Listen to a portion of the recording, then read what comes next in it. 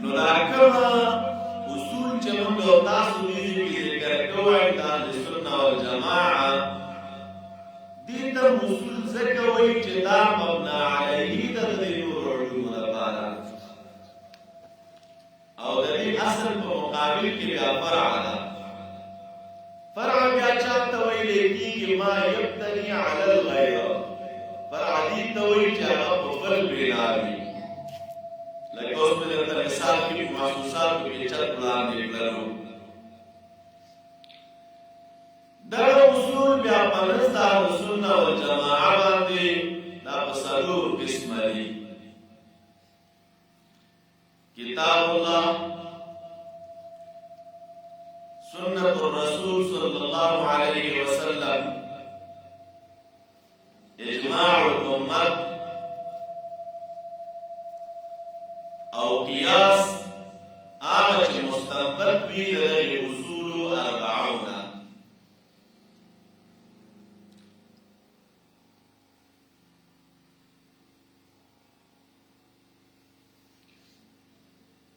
دا چې اهل سنت والجماعه په نسبت د اصول دا څلور دي، نو د دې لپاره دلیل څه شی دی؟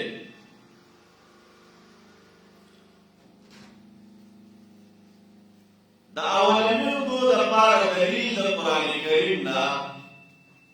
بار بار متعدد آیتونو کې دا موجود ده. رب العالمین فرمایي اطیعوا الله و اطیعوا الرسول. د الله تعالی اطاعت وکړئ او د رسول الله صلی الله علیه وسلم اطاعت وکړئ. نو دا اطیعوا الله و اطیعوا الرسول د الله تعالی اطاعت وکړئ پس شي کې چې کوم کتاب درته رالیږلی او کوم احکام درته رالیږلي ویې مانئ. د نبي علیه السلام اطاعت وکړئ پس شي کې دا شریعت مطهره چې ته مبارک درته څنګه تشریح کړی نو د هغې تشریح پسې روان شئ او دا تشریح د هغه په سنتو کې موجوده ده. همدارنګه احادیثو مبارکو کې هم راځي، بار بار احادیث په دې مضمون موجود دي. ترکت فیکم امرین لن تضلوا ما تمسکتم بهما. محبوب فرمایي دوه شیان مې تاسو ته پرېښي، هرګز به تاسو ګمراه نه شئ چې تر څو پورې په دغې دوو شیانو باندې تاسو منګولې لګولې دي. هغه دوه شیان څه شی دي؟ نبی علیہ السلام فرمایي یو د الله تعالی کتاب دی او دویم زما سنت دی. او یو روایت کې دا راځي چې کتاب الله و عترتي، یو د الله تعالی کتاب دی او دویم زما عترت دی، زما اهل دی او زما خاندان دی. نو چې تر څو پورې تاسو په دې دوو منګولې لګولې دي د الله تعالی په کتاب او د رسول الله صلی الله علیه وسلم په احادیثو باندې، نو هرګز به تاسو ګمراه نه شئ. دریم دا دلیل د شرع اجماع ده د اصولو د جملې نه. د هغې لپاره دلیل څه شی دی؟ راغلی انشاءالله خپل ځای کې راشي او خپل ځای کې مې وضاحت کړو. تاسې به طورې نمونه درته وایم. قرآن کریم کې آیت دی، رب العالمین فرمایي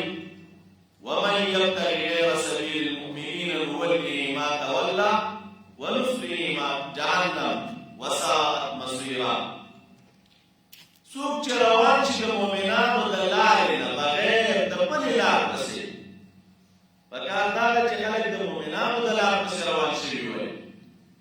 یو څوک د مؤمنانو د لار پسې روان نه شول، د بلې لار پسې روان شول، نو رب العالمین فرمایي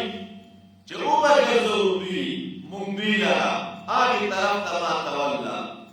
ونصله جهنم، او جهنم ته به یې وغورځوو او ډېر بد ځای د رجوع د ورتلو دی دا جهنم. د دغې آیت مبارک په تفسیر کې علامه قرطبي رحمه الله، همدارنګه علامه آلوسي رحمه الله،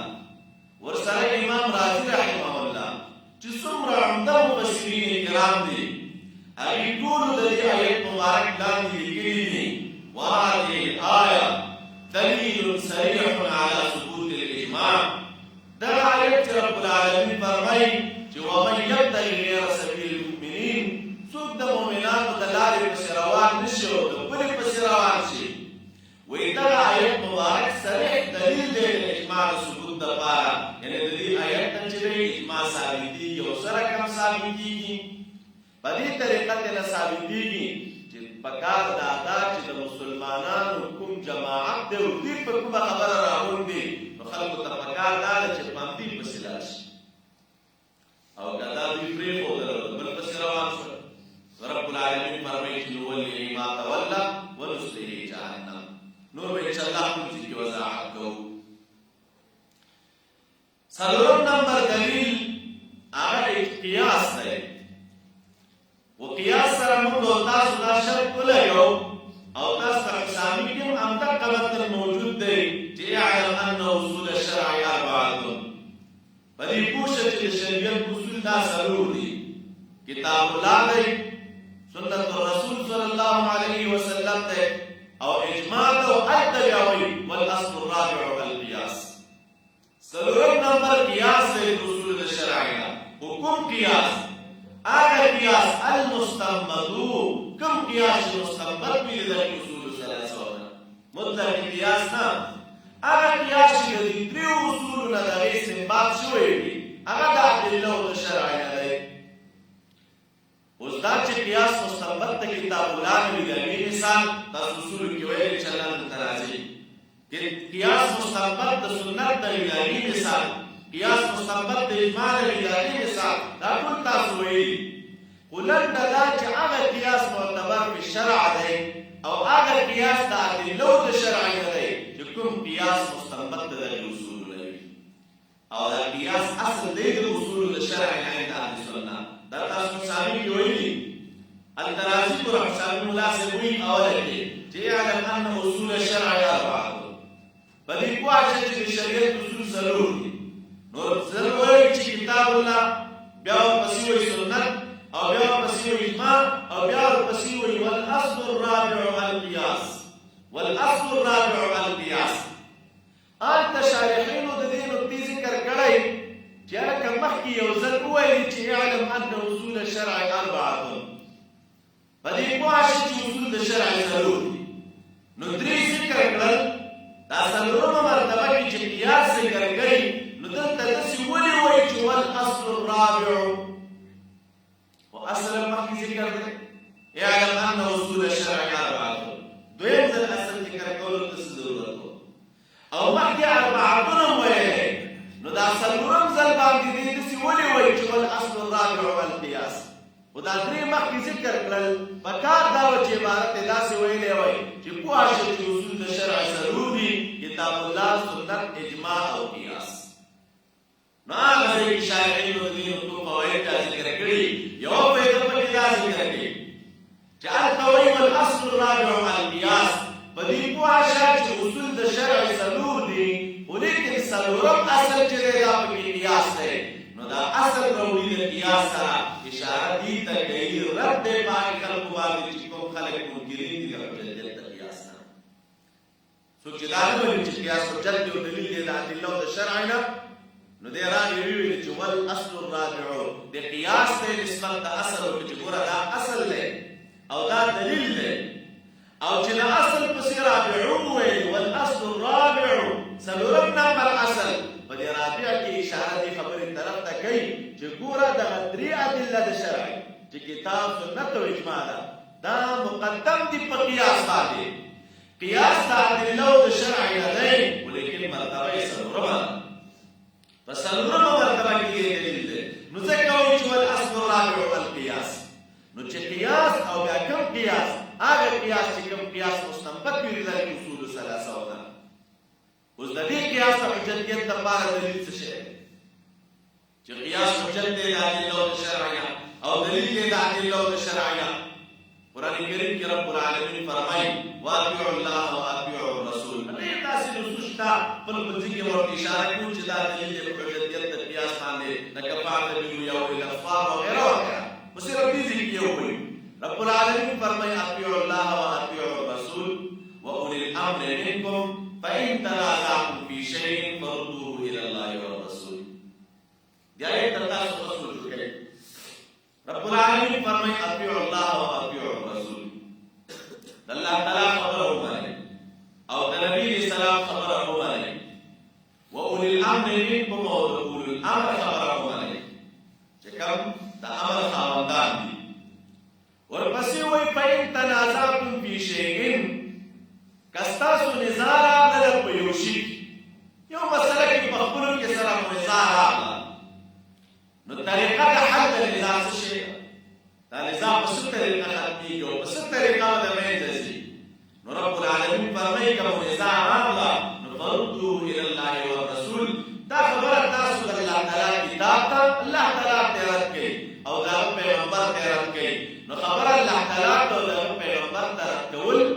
د الله تعالی کتاب ته رد کول دي او د نبي اسلام احادیث ته رد کول دي او سنت ته رد کول دي. نو دا آیت مبارک کې رب العالمین دا ضرور خبرې ذکر کړي اطیعوا الله واطیعوا الرسول واولي الامر منکم او بیا فإن تنازعتم في شيء فردوه إلى الله والرسول. ولسيبان فصل جرد مفسرین کرام د دې آیت مبارک لاندې لیکلي په دې کې به حواله راته وایي چې دا څلور ادله د شرعي چې موږ تاسو باندې قایل یو دا څلور ادله د شرعي څلور وانه د یو آیت ثابت. اطیعوا الله کتاب الله واطیعوا الرسول سنت نبی السلام وأولي الأمر منكم أو أولي الأمر خبره مالك. علامة جساس لكلي وأولي الأمر منكم أولي الأمر خبره مالك. مالك أولي الأمر سوقي وأولي الأمر ناقولش بسوي. دائما مجاهد قول داري ودنور عمدو محدثين ومفسرين قول داري جمعات أولي الأمر دا چې أهل الفقه والخير دي أهل العلم دي اهل العلم راغون شي او په خبره راغون شي اهل الفقه والخير په خبره باندې راغون شي او دې باندې اجماع وکړي. نو تاسو تفکر څه شي دي نو دا اطیعوا الله داخل اطیعوا الله واطیعوا الرسول وياكي واطيعوا اولي الامر منكم. اطاعت چوکي د اولي الامر وکي. نو اولي الامر چې په خبره راغون وي دا وی خبره اومنه دا راغون دي تل د اولي الامر په خبره باندې هم د اجماع ویلي دا چې اهل العلم په خبره راغون چې دې اتفاق وکړي. او بیا په څلورمه مرتبه کې فإن تنازعتم في شيء کستاسو نزاع راغله په یو شي په یو خبره کې په یو مسله کې نو تاسو ته څه پکار دي فردوه إلى الله والرسول. تاسو دغه مسله متنازعه چې دا لنډه وکړه دا رد کړي الله تعالی او دا رسول ته نو خدای تعالی کتاب ته رد کړي او د رسول سنت ته رد کړي. نو دا چرال فإن تنازعتم في شيء فردوه إلى الله والرسول. نظام مراد په یو شي کې په یو مسله کې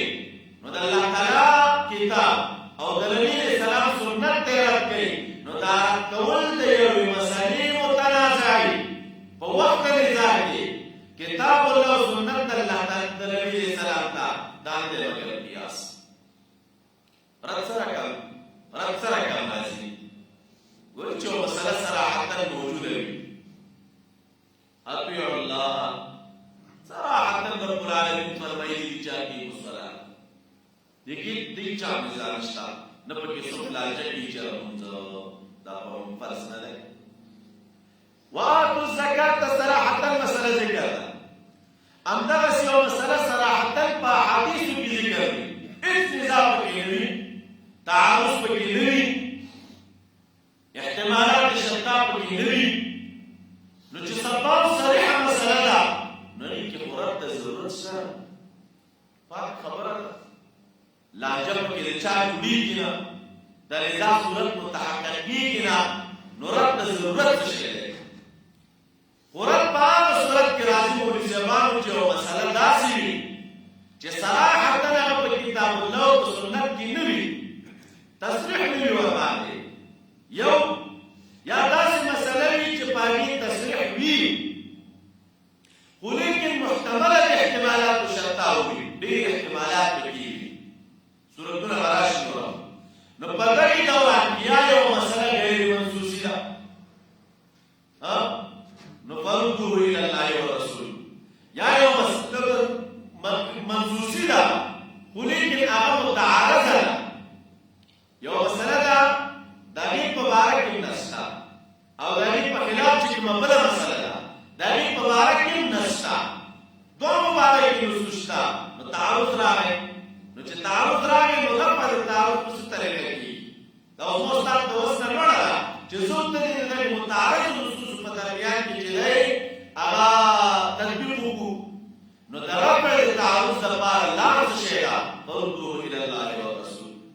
کتاب الله کې هغه صریح نصوصو ته د الله تعالی په کتاب کې او د نبي اسلام په حدیثو کې وغیرې رد کوي رد په څه طریقه خبره درته کوم نو د دې مسلې متعارض حکم به درته رامعلوم شي یا یو مسله ده مولوي صاحبانو هغه منسوسي ده متعارض هم نه ده خو لیکن محتمله ده د احتمالاتو شرطاو ډېر احتمالات پکې یو احتمال دی بل احتمال دی بل احتمال دی نسب شته تعارض هم نشته ولیکن احتمالات ډېر نو چې احتمالات ډېر دي نو په دې کې څه کول پکار دي فردوه الى الله والرسول دا مسله د الله تعالی کتاب او دا غره چې د نبی اسلام سنت طرف کې چې کله مؤلد کړو تاسو سره معلومي اوس دا مسله چې دا کیفیت طرف څه شی دی او رد به کوي څوک او دا رد کار د چا دی نو مسلمانو تاسو وګورئ آیت نسخ نه تاسو معلومیږي اطیعوا الله واطیعوا الرسول واولي الامر منكم فان تنازعتم الله تعالی فرمایي اطیعوا الله واطیعوا الرسول واولي الامر منكم واولي الامر امري ورپسې متصل وای فان تنازعتم کچرت نزاع مستاسو موږ څنګه ترجمه کوو فان تنازعتم کچرت نزاع مستاسو اے اولو الامر نو څه چلو کوي فردوه الى الله والرسول من وایو چې دا فان تنازعتم خطاب چاته دی دا اولو الامر ته دی چاته دی خطاب فان تنازعتم کنزاع مستاسو اے اولو الامر فردوه الى الله والرسول دا عام مسلمانانو ته خطاب نه دی د دوه وجوه یو وجه دا عام مسلمانانو ته خطاب ذکر دی چې عام مسلمانان په کیفیت او په طریقې د رد نه پوهېږي هلکه وایي د اصول د رد چېرته معلوم شي چې زه دا خبره رد کومه کتاب الله او سنت د نبي علیه السلام ته په کیفیت د رد دوی پوهېږي نه په کیفیت د رد چې پوهېږي نو څوک پوهېږي مجتهدین د دغې امت هغې به رالګېږي کیفیت د رد دا دی یو مسله ده تاسو درې صورتونه ما وویلې او توس غواړي چې دا مسله رد کړي کتاب الله ته غیر منسوسي مسله ده حکم یې رامعلوم کړي منسوسي مسله ده متعارضه ده تعارض دفع کړي او تطبیق وکړي غیر منسوسي مسله ده متعارضه نه ده محتمله د احتمالاتو شرطه ده او ته غواړي چې تعین د یو احتمال پکې وکړي نو څه چل پکار دی فردوه الى الله نو کیفیت دا رد دی مجتهدین رالګېږي د دغې مسلې لپاره چې دی په شریعت کې مقیس علیه پیدا کړي دې کې سوچ وکړي او دا مقیس او مقیس علیه چې را پیدا کېږي دا یو مسله چې په بله مسله باندې قیاس کېږي دپاره د معلومولو د حکم چې اوس د دې حکم زه را معلوم کړم د هغې بلې مسلې حکم خو معلوم ولې خو منسوسي ده اوس د دې مسلې حکم چې زه را معلوم نو د معلومولو دپاره لا دا ده دا مجتهدین راولګېږي په هغه منسوسي مسله کې علت وکړي سوچ کوي چې دا حکم د شریعت دی نو د دې مسلې علت څه شی دی نو چې کله دې علت را پیدا کړي بیا راولګېږي دغه علت په نورو امثالو نظایرو د هغې کې ګوري ګوره د یوې مسله کې خو علت شته منسوسي ده اوس د دغې مسلې چې کوم علت دی دا علت په نورو ځایونو کې شته او که نو راولګېږي سوچ کوي چې کله بس علت یې پیدا کړي په بله کې نو وایي چې هلکه د دغې مسلې چې دا غیر منسوسي ده ناس منصوصي مسله کې علت موجود په دې غیر منصوصي مسله کې علت نشته صراحتا نس نشته نو د دې وجه نه دا علت التم او علت دلتم پیدا کیږي نو راولږي دوی دا غیر منصوصي مسله په منصوصي باندې شي کې قیاس کې د وجه د چا د علت نه چې دا علت التم موجود دلتم را پیدا شه لکه مثلا به مثالونه تاسو ویلي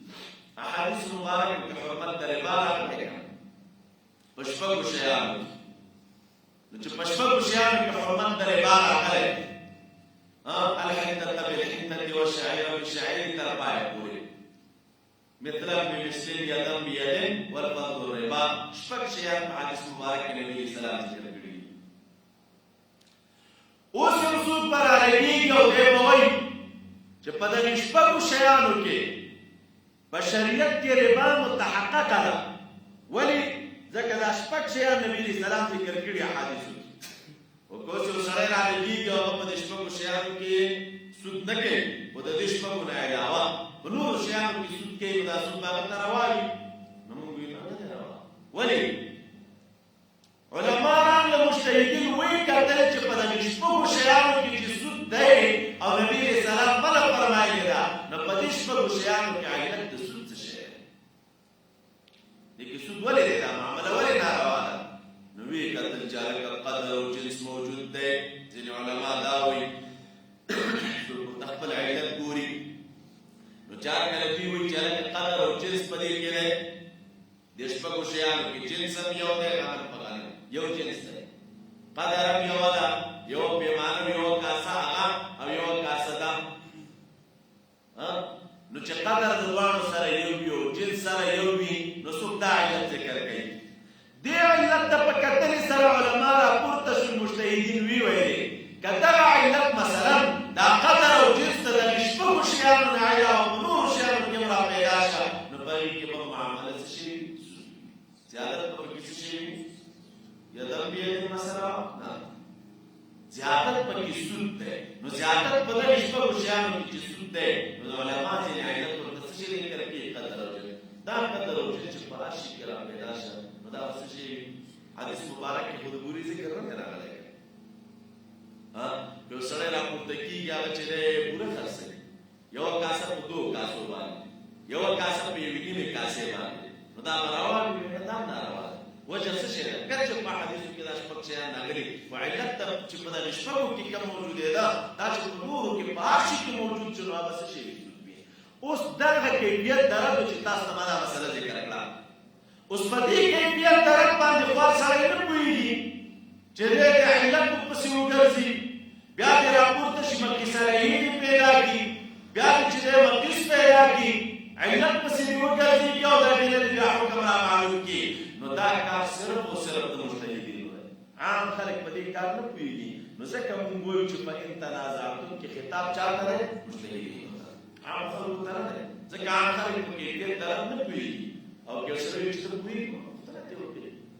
صحیح ده تا ته په پوه دی چې دا اطلاع درکړي ته وایي چې زه مجتهد یم ولیکن دا مسله ده تیره جوړه کړې سره کم ده نو په دې وجه خطاب مجتهدینو ته دی دا یو او دویم مولوي صاحبانو خطاب مجتهدینو ته ځکه دی عام امت ته نه دی دا په ان تنازعتم کې فا راغلی او فا دپاره د تحقیق مع الوصل د جلالین لیکلي نو چې فا دپاره تحقیق مع الوصل شو نو مخکې څوک ذکر دي اولو الامر څوک ذکر دي نو چې اولو الامر ذکر دي نو هغه تصل خطاب دي اولو الامر ته دی اطیعوا الله واطیعوا الرسول واولي الامر منکم اے خلق تاسو د الله تعالی اطاعت وکړئ د نبی علیہ السلام اطاعت وکړئ د اولو الامر اطاعت وکړئ او اولو الامر ته وایي اولو الامر فان تنازعتم که ستاسو نزاع راغله په یوه مسله کې په خپلو کې سره پرې وران شوئ نو تاسو دپاره لاره د حل څه شی ده دا نور خلک خو ستاسو په اطاعت ماموره دي اطیعوا الله واطیعوا الرسول واولي الامر منکم نور خلک خو به ستاسو اطاعت کوي خو که ستاسو په خپلو کې په یوه مسله نزاع راغله او سره وران شوئ نو ستاسو مسؤلیت څه شی دی وردوا الی الله تاسو مسله د الله تعالی کتاب ته رد کړئ او د نبي علیه السلام حدیثو ته رد کړئ نو دا امر پر رد باندې دا چاته دی اولو الامر ته خوارج وایي چې دا مستعار مسلمان خاصیت کې مجتهد پکې نشته دی بس وي واطيعوا الرسول واولي الامر منكم فان تنازعتم في شيء فردوه الى الله والرسول. وی نظام چراغ بس کتاب و سنت شکر نور د امامانو خبرو ته د مجتهدین او اقوال ته ضرورت دی. وی دا هر مؤمن مسلمان ته خطاب دی. موږ نه هر مؤمن مسلمان ته خطاب نه دی. بعد تعقیب مع الوصل ده فان تنازعتم کې خطاب مجتهدین ته دی. دوی ته خطاب دی چې تاسو مسله رد کړئ الله او رسول او کله بیا موږ چې او عام مسلمان ته دا خطاب دی. لنډه سره طریقې ته وایي چې تا خطاب دی ورته تر وکړه په دې د شریعت په مسایلو کې زه به وګورم چې دا مسله کتاب الله په څه طریقه باندې راځي سنت په څه طریقه باندې راځي کیفیت طرف دې شی دی دا تاسو یو کوټه کې کېنوي او زموږ د فقهای کرام دا کتابونه دې لري نور چې دې لري او دا صحابه ستو ته مخې ته کېږي او دا حدیث کتابونو ته مخې ته کېږي او کتاب الله ته مخې ته کېږي وای دا مسله ثبت کې کتاب الله سنت رسول ته چې څه طریقه راځي دا ځکه ته په وایي دې اجتهاد همدا موږ د فقهاو کتابونه دې دا پوری او سبب نه او کار کوي نو په دغه اساس بنیاد باندې مولوی صاحبانو دا پاره تحقیق مع الوسط او خطاب چاته دی مجتهدین نو چې کله دا سلوک والا خبره ستاسو کې راستلې دا عمدی وجه علامه طبري رحمه الله د دې آیت مبارک په ځمن کې وایي چې والمراد من اولي الامر دا براش منځي مراد اولي الامر نه فقها دي او مراد اولي الامر نه علما دي وقد اوجب الله طاعتهم او رب العالمین د دوی طاعت او د دوی خبره منل دا په موږ باندې واجب کړی او دا په موږ لازم کړی په موږ لازم ده چې د دې اولي الامر خبره به کوو او اولي الامر لپاره حکم یې شو فإن تنازعتم في شيء فردوه الى الله والرسول. نو دا سلوک واړه ادله د دې لپاره معلومیږي موږ تاسو او دا د دې لپاره دلیل دی او چې دلیل نو کې تر ورمه او دا چې مثلا ټول مسائل صراحتا کتاب الله کې نشته رب العالمین د مجتهدین اجتهاد او د وی د شوی اجتهادي استعمال کې زه پرې خیره دغه لپاره به خصوصي د اصول کتابونو کې تاسو دا ویلي چې کله نبی اسلام معاذ رضی الله عنه یمن ته لېږه صحیح حدیث ایتو تم بجاء علی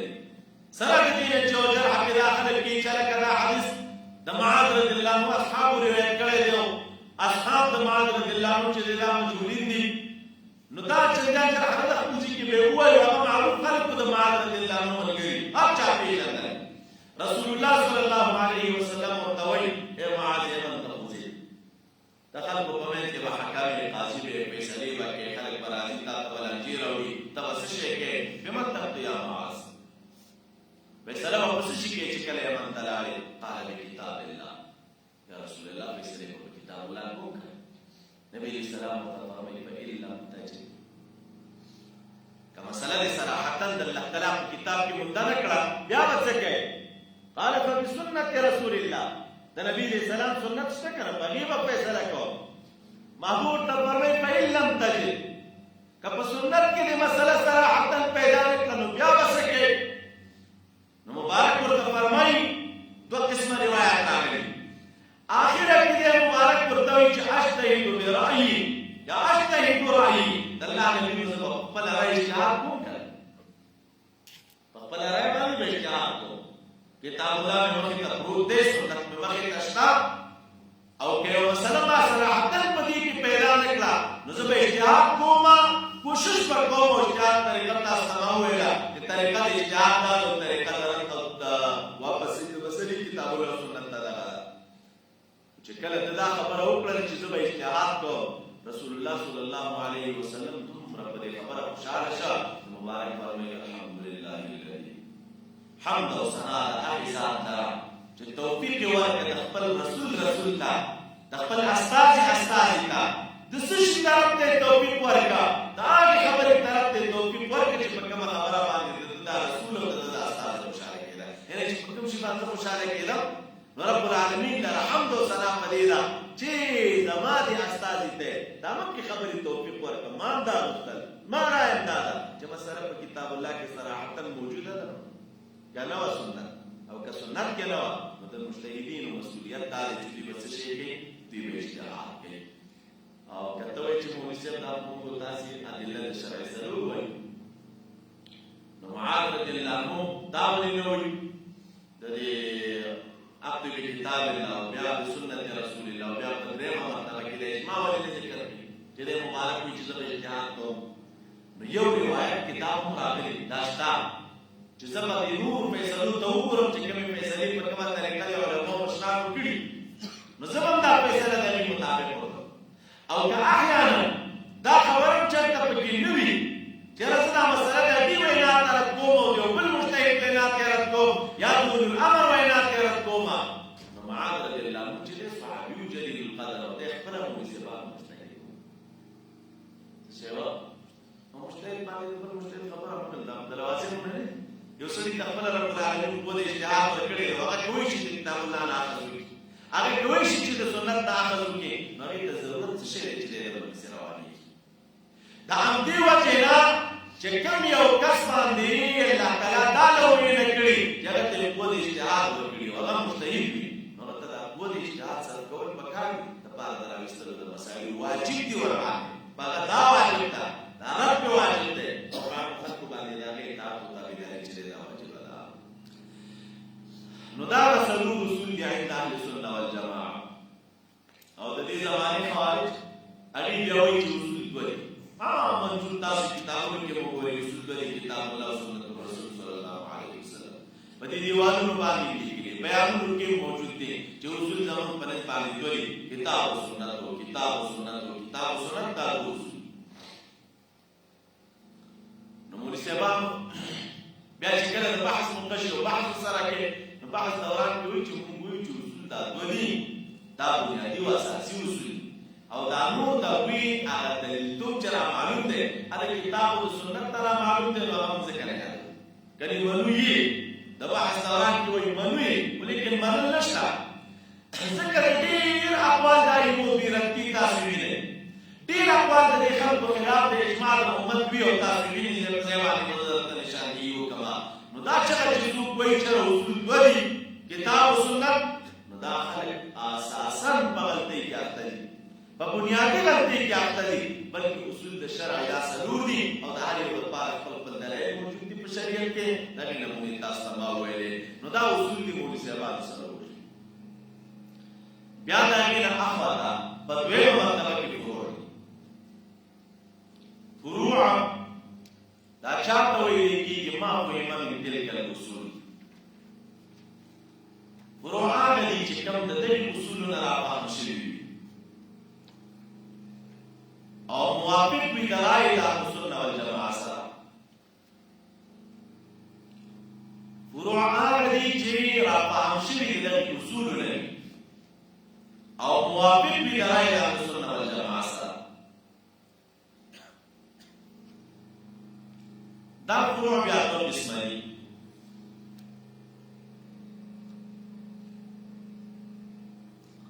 یو هغه دي چې د هغې تعلق د مصالحو د دین او د دنیا دواړو سره وي یو هغه دي چې تعلق د مصالحو د دین او دنیا دواړو سره وي او دویم هغه دي چې د هغې تعلق د مصالحو د آخرت سره وي فقط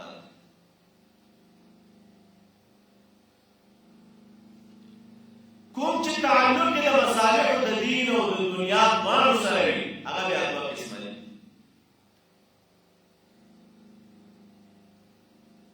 یو عبادت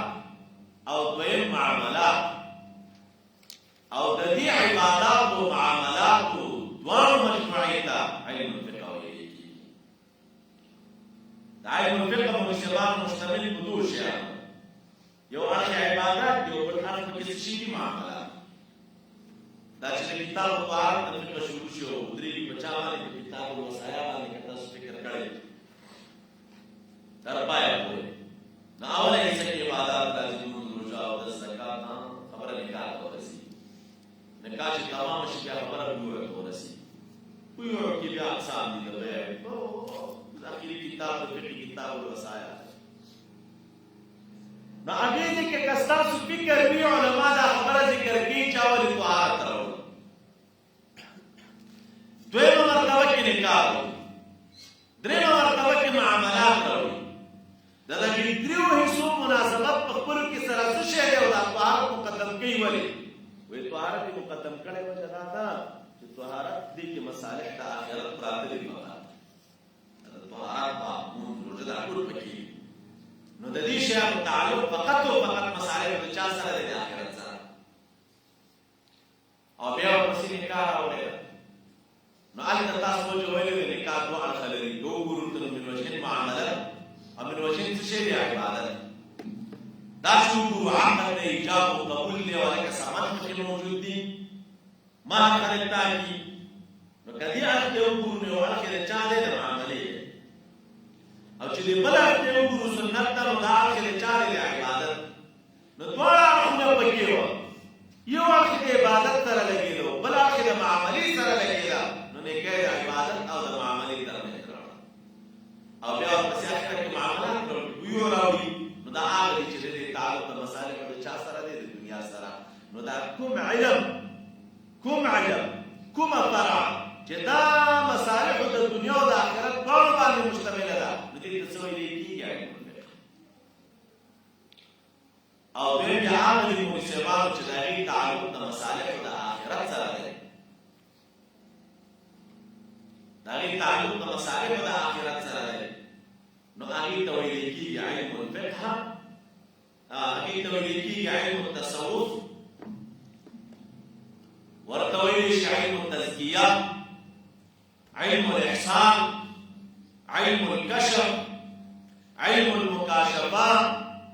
مختلف نمونه په شریعت کې شته او دا یو د پاره خپل وجه ده علم التصوف علم الاحسان علم التزکیه علم الکشف علم المکاشفات دا یو د پاره خپل وجه ده دا هغه علم دی چې د دې تعلق د مصالحو د چا سره دی د آخرت سره تصوف او طریقت خلک د څه شي لپاره کوي د دې لپاره چې آخرت مې درست شي تصوف او طریقت خلک دې لپاره کوي چې د باطن تزکیه راشي علم د تزکیه النفس باطن مې پاش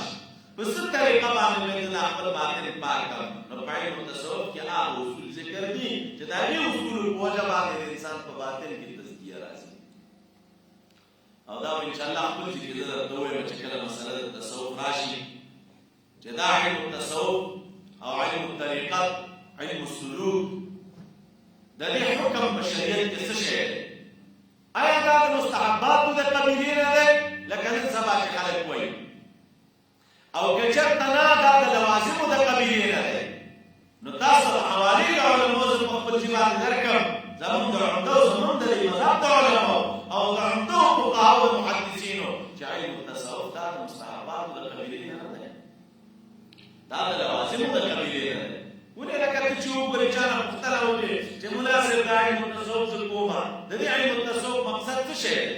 دا خلک د تصوف علم د څه شي لپاره کوي تصوف علم خلک دې لپاره کوي چې په نفس کې تزکیه راشي ځکه خو ورته علم تزکیه هم وایي د تزکیه علم نو چې تصوف دې لپاره کوي چې په باطن کې تزکیه راشي نو آیا دا تزکیه د باطن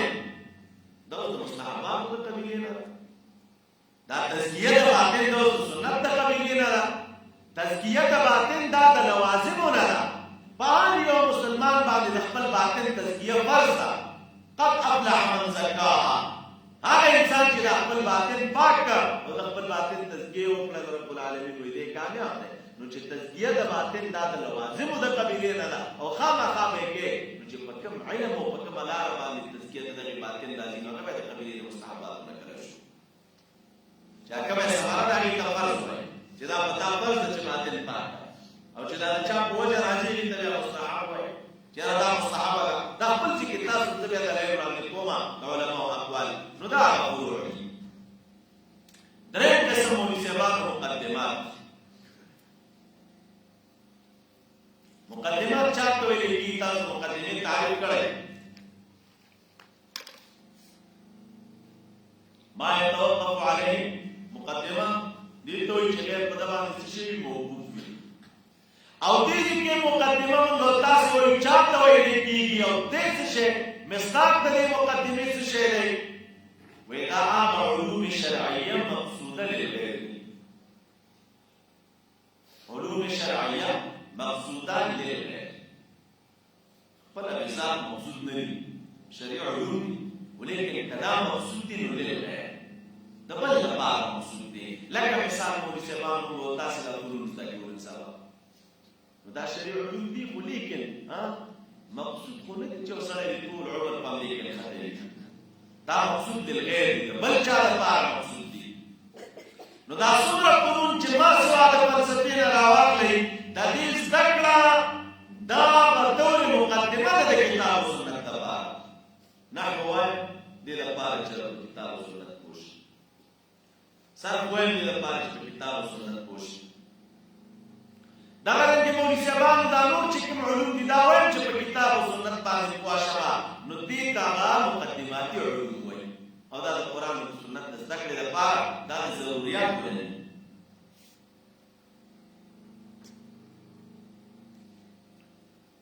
څلورم چې دی هغه متممات.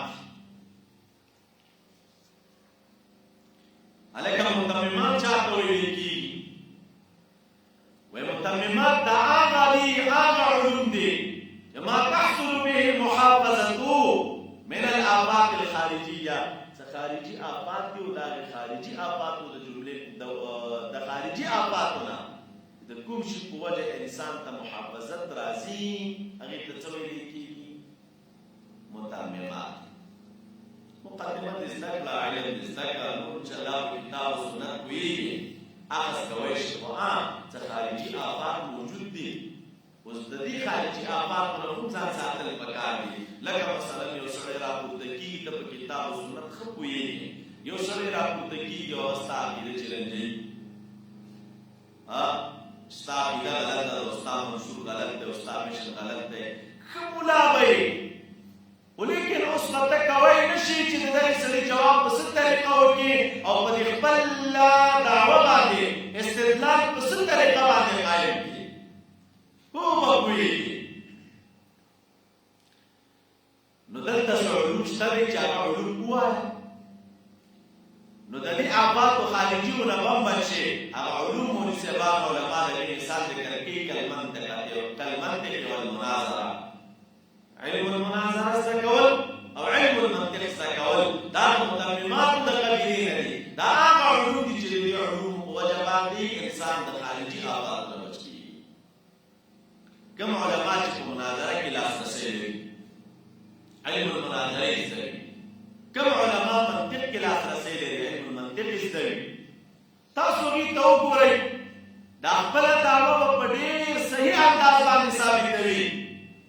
او منکرین هېڅکله به زړه نه کوي چې د مخې ته کښېني او د هغه سره مناظره وکړي، او یا په خپله دعوه باندې یا د ده په دعوه باندې د دې دعوې په خلاف باندې دلایل قایم کړي. هر ځای کې چې دا منکرین تاسو وګورئ چېرته ضعیفه نقطه راوګوري،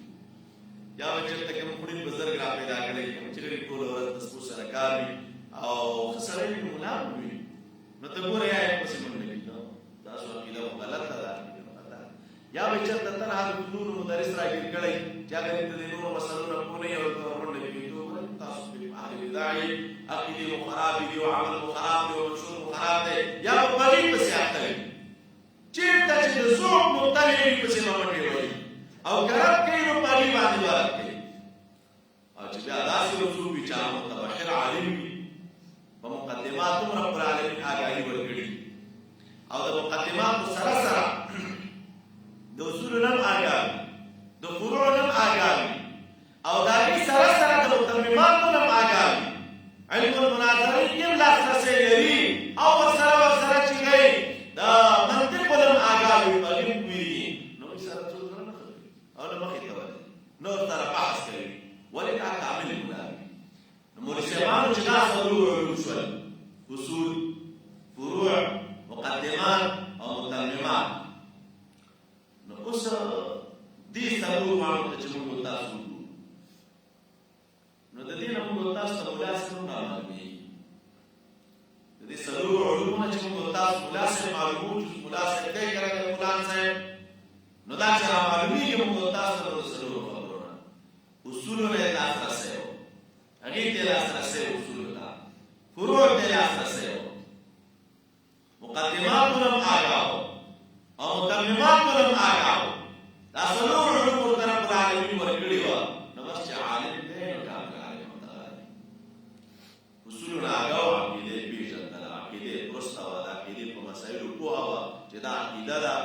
دې طریقه په دې تا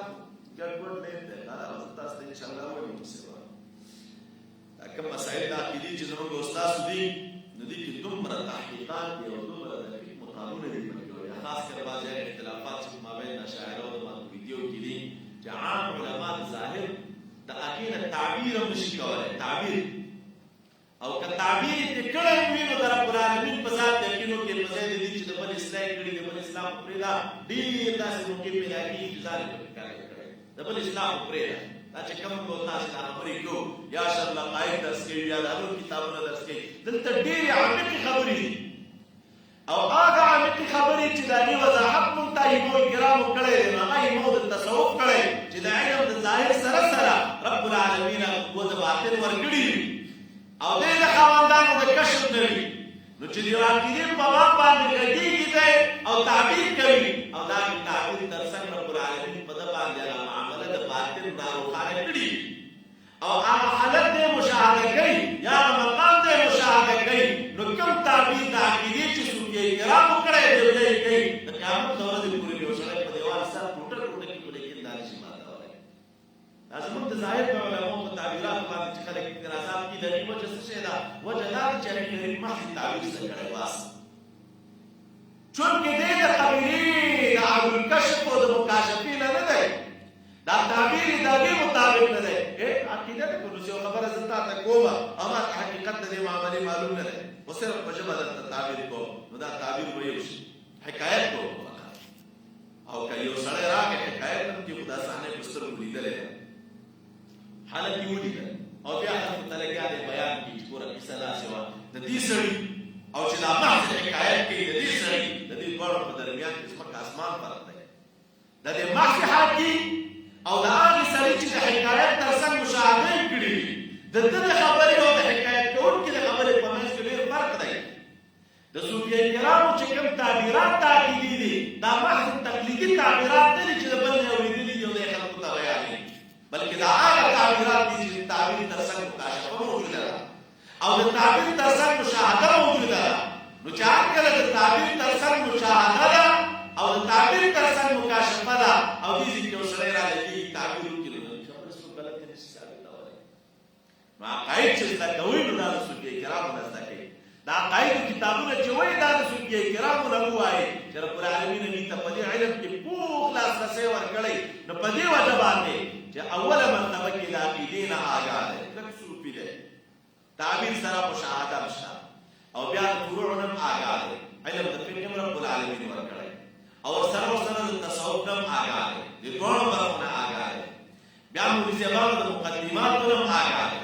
او سره د مقدماتو نه هم آګاه دی د دې ټولو برخو نه آګاه دی نو چې دغسې یو ملا صاحب مو تاسو ولیده نو به ووایي چې دا کس کامل عالم دی څلور علومونه برخه لري او که به یو څوک داسې و چې د یو اړخ نه یې برخه لرله یا د مقدماتو نه آګاه یا د متمماتو نه آګاه یا یو څه چې دی بس اصولو ته لاسرسی کړی اصولو ته لاسرسی بغیر د مقدمې کېږي نه یا د عقایدو څخه خبرې تعبیرونه زده کړي وو په باطلې طریقې نه د نورو نه آګاه نه وه نو موږ تاسې به ووایو چې ښه سړی دی ښه سړی دی په شرط دې چې عقیده یې درسته وي و ان هغه عالم مطلق چې چاته ویلی کېږي یا عالم راسخ چې چاته ویلی کېږي یا چې هغه وارث د رسول الله صلی الله علیه وسلم چاته ویلی کېږي نو مولوي صاحبانو ښه سړی به وي خو لیکن وارث د رسول الله صلی الله علیه وسلم نشي جوړېدلی دې ته ښه سوچ وکړئ وجه څه شی ده اکثر د علومو څلور ویلي اوس وارث د رسول الله صلی الله علیه وسلم څوک دی تاسو د وارث تعریف کړی دی د شریعت په کتابونو کې د میراث په کتابونو کې مولوي صاحبانو وارث هغه انسان ته ویل کېږي چې دی به په جميع طریقه د مورث کې څه شی لري برخه وارث چاته وایي چې دی به په جميع طریقه د مورث کې څه شی لري برخه تاسو چې وفات شو دی وارث دی هغه چې څه شی پاتې دي په دې ټولو کې به دی برخه لري دې ته وارث ویل کېږي لکه مثلا پلار مړ شو دوی وارث دی نو د هغوی د پلار په هر شي کې برخه لري کسره وسره کې برخه لري که موټر کې برخه لري که نقدي روپۍ کې پاتې څه شی چې د پلار نه پاتې دي په دې ټول هر څه کې د هغوی برخه لري نو دوی ته څه شی وي وارث. او کله یو سړی په ژوند قرضدار یو مړ شو او د مړینې نه بعد دا قرضدار راغی دی نه ولاړ دی چې حضرت ورثه ورته وایي چې ستاسو په پلار باندې زما روپۍ دي دغه اوس مړ دی نو دا کوم مال چې پاتې دی په دې مال کې زما برخه شته دی. نو چې کله دی ودرېد نو دوی چې په دې مال کې زما برخه شته نو دې قرضداري ته د مال د مړي په مال کې خلک برخه ورکوي که نه ورکوي؟ ورکوي که نه قرضدار دی. نو ګوره په مال د مړي کې قرضدار هم برخه لري ولیکن دا برخه د قرضداري په مال د مړي کې دا په ټول مال کې ده او که په لږ مال کې وه لږ مال کې ده عمره ده چې څومره اندازه ده د قرض په ټول مال کې خو برخه نه لري. نو په شریعت کې دلته غریب وایي او دې بل ته څه ویلی کېږي چې دا په ټول مال د چا کې د مورث کې برخه لري نو دلته څه وایي؟ وارث وایي. نو وارث هغه دی چې دی په ټول مال د چا کې د مورث کې برخه لري او غریب هغه دی چې هغه د خپلې حصې اندازه برخه په مال د وارث کې لري. نو موږ تاسو چې وایو چې العلماء ورثة الانبیاء علما چې دی دا ورثه د انبیاء کرامو دي نو مولوي صاحبانو عالم به هغه وارث وي چې کوم علوم د نبي سلام نه پاتې دي د هغې ټولو علومو نه چې څوک برخه لري نو هغې ته به وارث ویلی کېږي. او که د ټولو نه یې برخه نه لرودله د یو اړخ نه یې برخه لروده او د بل اړخ نه نه نو په شرط د صحت د عقیدې تاسو ته ما وویل چې ښه سړی به وي د خدای تعالی مسکېدی شي ولي پرې جوړېدی شي وارث ته رسول الله صلی الله علیه وسلم دی او که نه وارث نه دی. ځکه وارث وایي دې ته چې دی په ټول مال د چا کې د مورث کې برخه لري او دی په ټول مال کې برخه لري. یو ملا صاحب دی صرف ظاهر د شریعت عالم صرف ظاهر د شریعت د باطن نه برخه نه لري. نو نبي علیه السلام خو دواړه علم د ظاهر او د باطن دواړه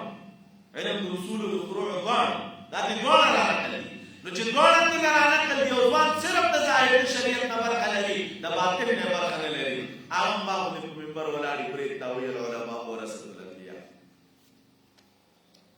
نو د وارث نه ښه سړی به یې مولوي صاحب احترام وکړو دا اصول کړو خو دا چې ته اوس وارث شي نو د وراثت منصب ډېر لوړ دی. یو سړی داسې مولوي صاحبانو ته څوک نه برخه اخیستې وي صوفي وي ولیکن عالم نه وي امي سړی دی ښه سړی دی تقوادار دی دیندار دی نو د عام امي سړی چې په تصوف کې داخل دی او د باطن نه یو څه برخه لري نو موږ تاسو ویلی شو چې دا نیک انسان دی ولي د خدای تعالی کېدی شي د الله تعالی دوست نه جوړېدی شي د الله تعالی ولي دی خو دا چې اوس دی وارث شي نو وارث نه دی. ځکه وارث نه دی چې دی د ظاهر د شریعت نه هېڅ شی نه لري برخه نه لري